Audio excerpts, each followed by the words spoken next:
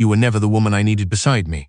Those were the words Payton Halford, 41-year-old husband of Ramona Kellison's Halford and chief executive of Kellison Property Group, said while standing at the edge of her grandfather's grave, one arm already extended toward her, a sealed envelope waiting in his hand, as though grief were a deadline he had been counting down to for some time. Ramona Kellison Halford, 36, had not slept in 3 days. She stood between two arrangements of pale carnations she had chosen herself because Elroy had always said roses were for people who liked to be looked at, and he had preferred things that simply lasted. She wore her grandfather's pocket watch under her sleeve, hidden the way he had taught her to keep the things that mattered most. The cemetery was quiet, in the particular way that expensive, well-maintained cemeteries are quiet. Not peaceful, just managed. Then she saw Payton's arm outstretched, and beside him, close enough to share his shadow, stood Dasha Vaughan, 28, senior acquisitions consultant at Kellison Property Group, in a fitted charcoal dress, wearing an expression that had no business being at a burial she had not been invited to attend. Winona Pratt, 33, Ramona's closest friend since college, reached for her arm. Forrest Mabry, 63, family attorney and executor of the Kellison Land Trust, went very still behind her. Claudine Bates, 57, chief financial officer of Kellison Property Group, and one of only 5 people alive who knew the full structure of the Kellison Trust, lowered her eyes to the grass. Ramona did not reach for the envelope. Payton stepped closer and dropped his voice, not from tenderness, from management. "Your grandfather is gone. There is nothing holding this together anymore. It is time to be honest about what we both know." "What we both know," Ramona said. "That this has been over for a long time." Dasha tilted her head with practiced softness. Winona's hand tightened around Ramona's arm. Forrest stood without moving, but Ramona felt him reading the moment with the same patience he had used for 40 years of protecting the Kellison name from people who arrived with paperwork instead of grief. Near the cemetery gate, Spen Rook, 44, director of acquisitions at Kellison Property Group and Payton's closest professional ally, stood with his hands clasped, watching the scene the way a man watches a transaction moving toward close. Ramona took the envelope. She did not open it. She looked down at the fresh soil above Elroy Kellison's casket, then at the man who had occupied Elroy's boardroom for 4 years and accepted the title of chief executive without ever once asking who had built the floors beneath him. "You chose today," she said. Payton's expression did not change. "Your grandfather protected you your whole life. He is not here to do that anymore." He turned and walked away. Dasha followed, her heels pressing careful prints into the cemetery grass. Spen moved toward the gate without a backward glance. Ramona watched the black car until it turned out of sight. She did not chase it. She did not call his name. Stay until the end, because the woman Payton Halford spent 6 years introducing as his quiet wife is the same woman who owns every room he ever walked into believing it was his. What most people knew about Ramona Kellison Halford could fit inside a short paragraph. She had grown up in Columbus. She held a graduate degree in nonprofit administration she rarely mentioned. She managed foundation grant cycles, avoided industry events, wore plain clothes, and smiled warmly at the kind of dinners where she was expected to be grateful for the invitation. She had been married to Payton for 6 years. She was quiet in a way that powerful men consistently mistook for smallness. What almost no one knew could fill a sealed legal vault. Elroy Kellison had built the Kellison Land Trust from a single condemned apartment block in 1971. Over 50 years, he had turned it into a $480 million per portfolio of historic buildings, affordable housing developments, and commercial properties across 7 states. He had done it without press, without flash, and without ever attaching his family's name to a masthead, unless it was necessary. When his daughter, Ramona's mother, died young, Elroy had raised Ramona himself, in the company of lawyers and ledgers and long dinners, where he taught her the difference between ownership and stewardship. He had structured the trust deliberately. The operating arm, Kellison Property Group, was public-facing. It had a board, a CEO, employees who answered to an org chart. The trust itself, the entity that held the controlling stake and made final decisions on any sale, development, or dissolution, was sealed under private records. Its majority beneficiary and active authority was Ramona, had been since her 25th birthday. Her name did not appear in public filing. Landsmark Holdings, a private entity, held the trust's controlling position in all external documents. Only 5 people alive knew what Landsmark was, and whose signature sat at the top of its authority chain. Elroy had explained his reasoning once, when Ramona was 19 and sitting in his old office in a building that smelled of wood polish and paper files. "Some people are drawn to others by love," he had said, and some are drawn by access. You cannot always tell the difference at the start. Let your character be the first thing people meet. If someone only grows interested once they understand what you hold, they were never safe near it. She had married Payton 4 years before Elroy made her the trust's active authority. By then she had already understood that Payton was drawn to possibility, to forward motion, to the sensation of becoming. She had believed, in the way that people believe in early mornings, that his ambition would soften with time, that he would grow toward her rather than past her. He had grown into boardrooms instead, into tailored suits, into the particular confidence that arrives when a man realizes no one in the room knows enough to question him. He had grown into Dasha Vaughan, who had arrived at Kellison Property Group 18 months ago with an acquisitions portfolio and the specific attentiveness of someone who understood that proximity to power was its own form of currency. Ramona had known. She had stayed anyway, the way people stay too long in houses they once loved, moving around the furniture that reminds them of better years. Subscribe now, because the woman Payton introduced to investors as a background detail is the same woman holding the authority he built his entire career on top of. 3 days after the funeral, Claudine came to Ramona's childhood home with a folder pressed to her chest and a look Ramona had only seen once before, when a predatory lender had tried to seize Elroy's first building in 2003. She placed the folder on the kitchen table without speaking first. The first document was a letter of intent, signed 6 weeks earlier, authorizing the preliminary sale of Kellison Commons, a 1,200-unit affordable housing complex in Columbus that Elroy had built in 1988 and called the only project of his life he was actually proud of, to a private equity firm called Strata Meridian Partners. Sale price, $89 million. Market value of the property, between $160 and $190 million. The gap, approximately $50 million, was routed through a consulting agreement bearing the registration number of a shell entity linked to Dasha Vaughan. Payton had signed the letter of intent the week Elroy went into the hospital. Before his wife's grandfather had drawn his last breath, Payton had already decided what to do with the thing the man was leaving behind. Ramona read the document twice. Her hands did not shake. "He is trying to close before the divorce finalizes," Claudine said. "He wants the transaction in motion during the asset division. And Strata Meridian has already issued a press release. Thursday, a public announcement. They are calling it the Columbus Commons Transformation Project." Ramona looked at the word transformation on the page. 1,200 families would be displaced for luxury condominiums and a rooftop bar. "Who else knows?" she asked. Spen managed the coordination, Payton's assistant, and Britta. Claudine paused at the name. "Britta has been speaking to a press contact. There is a piece being shaped, framing any challenge from the trust as sentimental interference. A grieving woman who does not understand modern asset management." Britta Halford, 38, Payton's younger sister and Kellison Property Group's public relations director, had always been pleasant to Ramona's face. She had also, over 6 years, made certain that every room she and Payton entered together, Ramona felt faintly out of place in.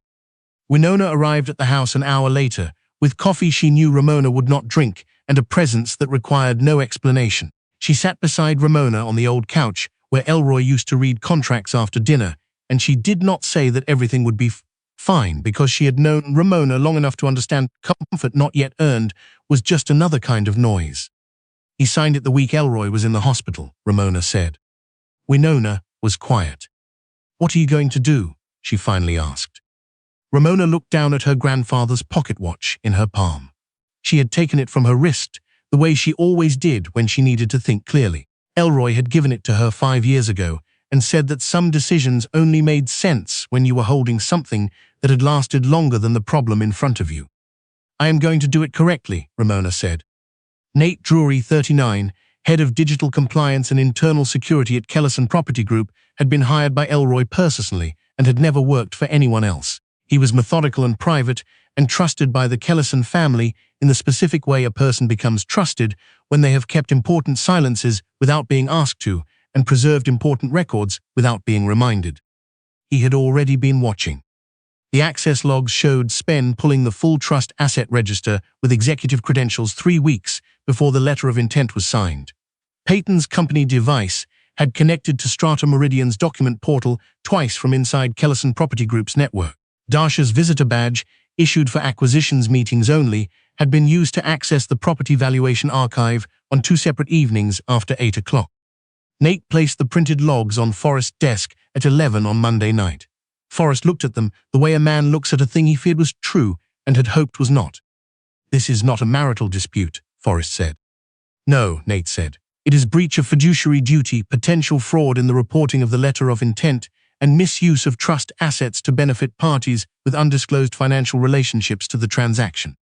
By Tuesday, they had a secure room inside Kellison Land Trust's private offices, a suite with no lobby signage that Elroy had maintained for exactly the kinds of conversations that required walls without ears. Ramona sat at the head of the table with Forrest on her left and Claudine on her right, and Nate walked them through everything, document by document, timestamp by timestamp. The picture was complete. Payton had identified the commons as the asset he could move fastest before the divorce finalized. The discrepancy between sale price and market value would flow through Dash's entity. Spen had served as operational coordinator. Britta had been brought in to manage press positioning if the trust's attorneys raised any objection, framing any challenge as grief-driven interference from a woman who did not understand modern real estate. Ramona listened to all of it without asking anyone to stop. When Nate finished, the room went still. 1,200 families, Ramona said. "Yes," Claudine said. Ramona looked at the legal pad in front of her. "My grandfather built the commons because the neighborhood it replaced had been declared blighted by the city, and every person living there had been told their home was the problem. He spent 4 years proving that the land was valuable because the people on it were valuable." No one spoke. "He chose today," she said again, the same way she had said it at the cemetery, not as accusation, not performance, just as a fact that had to be stated before anything else could move. Forrest slid a document across the table. The authority halt. Any further progress on the letter of intent suspended pending trust review. Landsmark Holdings' release would be required for the Thursday announcement to proceed. It would not come. Ramona signed it without hesitation. On Wednesday morning, Payton sat across from a financial news anchor in a studio, lit the way expensive things always are, warmly, without shadow. He wore the suit Britta had selected. Dasha watched from off-camera with her arms folded. The anchor asked about the Columbus deal. Payton's smile was the smile of a man explaining something to someone he did not expect to fully understand. "Kellison has incredible bones," he said, "but it has been managed sentimentally for too long. My job is to bring this company into the futures it deserves. Sometimes stewardship has to grow into strategy." He did not say Ramona's name. The implication was its own kind of erasure. The quiet wife who had drifted from the business years ago. The granddaughter too hollowed by grief to know what she held. The sentimental keeper of a dead man's dream who had simply never belonged in the room. Winona watched the clip and did not show it to Ramona until Ramona asked. Ramona watched it once. Her expression did not change. "He has been practicing that answer," she said. "Yes," Winona said. "He believes it," Ramona added, not with anger, with the particular exhaustion of someone who has watched a person revise their own history for so long they have lost the original.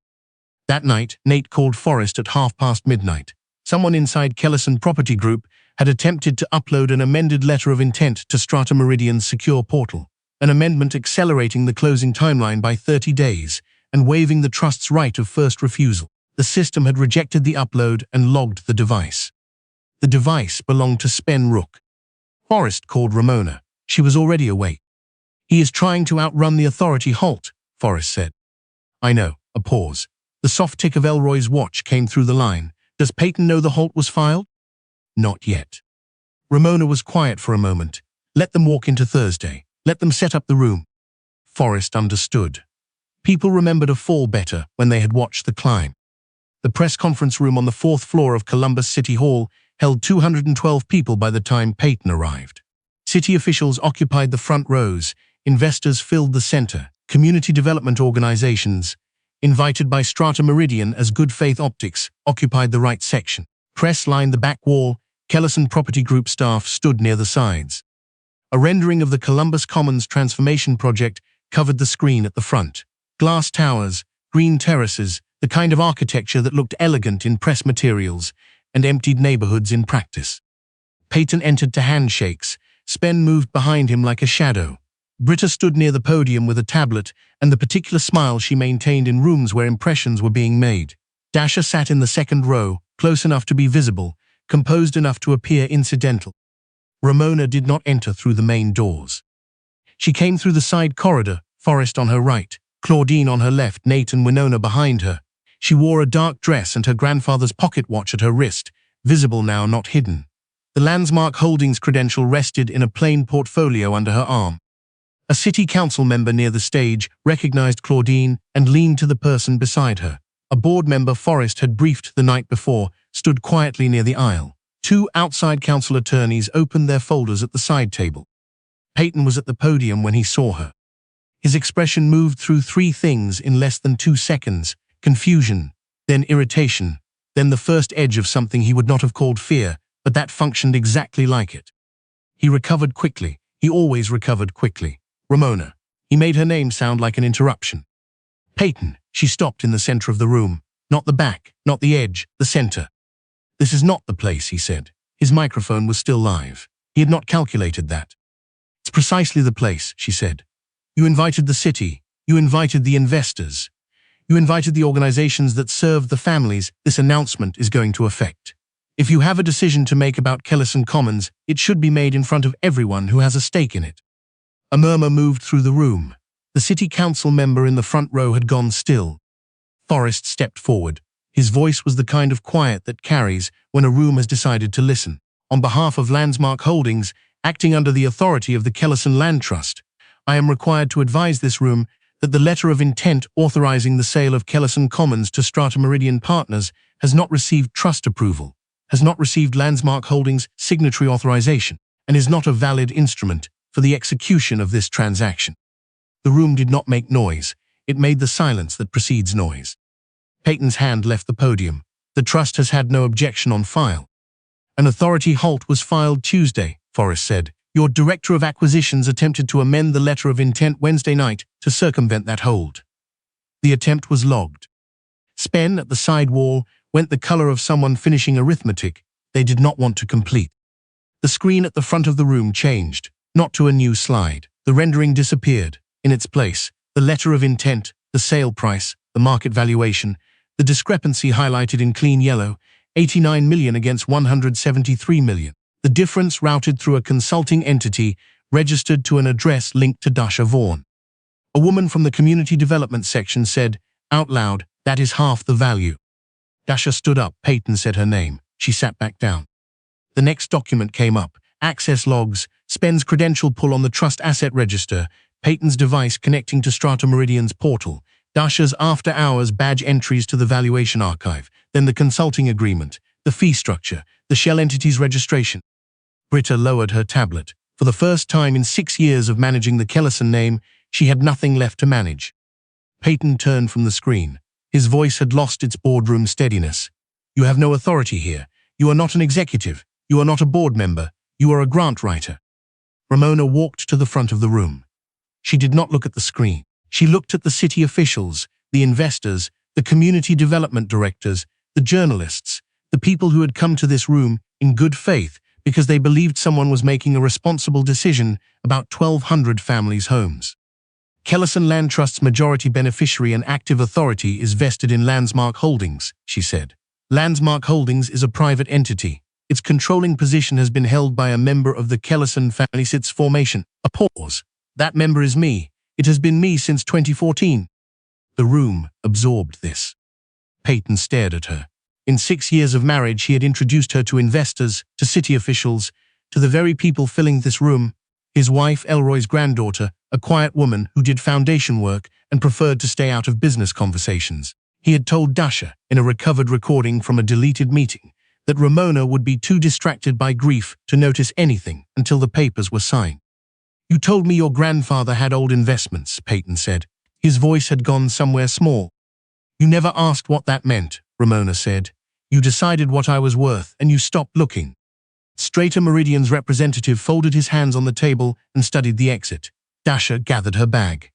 Spen's phone showed an email from Kellison Property Group's legal department with a subject line he read once and then read again. Forrest placed a sealed document on the podium in front of Payton, his formal suspension notice, effective that morning, pending board review of the matters documented in this room.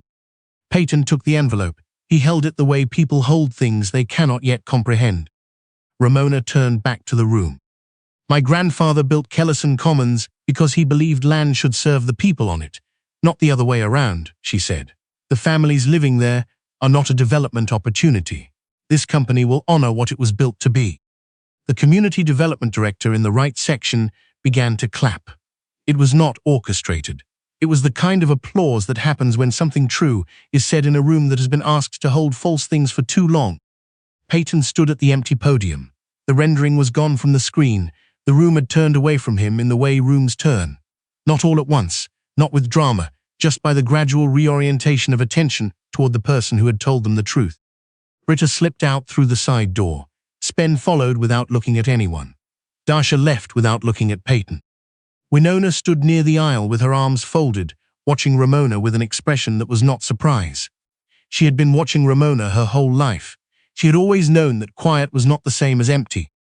The headlines shifted over the following weeks in steady increments rather than a single wave. The financial discrepancy in the Columbus letter of intent was covered by 2 business publications and picked up from there. The consulting entity connected to Dasha became the subject of a separate civil inquiry. Spen resigned before the audit's second phase reached his desk. Britta issued a public clarification that she had served in a communications capacity only and had not been aware of the specific financial arrangements, which was technically true and strategically timed, and which satisfied no one who had been in that room on Thursday. Payton retained an attorney. The divorce proceeded, the prenuptial agreement, which he had signed without reviewing closely, because he had not believed there was anything in it worth reviewing, held. The following Thursday morning, Ramona walked through the main entrance of Kellison Property Group. Not the side door, not the service entrance that Elroy had always used because he said arriving quietly was its own kind of discipline. The front door, beneath the name her grandfather had built into the glass. The lobby floor held sound strangely. The click of her shoes carried farther than she expected. The attendant at the security desk looked up, recognized her the way people had lately begun to recognize her, and nodded without needing to be asked anything.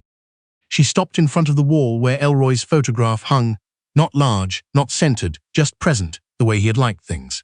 An older man in a plain jacket, hands folded, looking slightly off camera, as though something more interesting was happening just outside the frame. She touched the pocket watch under her sleeve. In a conference room on the 3rd floor, a new team was already reviewing the Columbus Commons property assessment. A fair valuation, a sustainable development plan that kept current residents housed and added capacity without displacement. A partnership with 3 community organizations that had spent years working in the neighborhood and had never once been invited to the table. Ramona signed the authorization for that meeting herself in the room where Elroy used to say that any decision made in haste was a decision made for the wrong person. She had not answered grief with grief. She had answered it the way her grandfather answered the worst things. With records, with patience, with the steady authority of a person who had never needed anyone to see her coming to be ready when it mattered. Some people only understand the weight of a name once it has been used against them. Elroy Kellison had understood this his entire life, which was why he had taught his granddaughter to carry hers quietly, like a watch under a sleeve, hidden not out of shame, but out of the particular wisdom of knowing that the right moment always arrives and that the people who mistake your silence for weakness are always the ones most unprepared for your voice.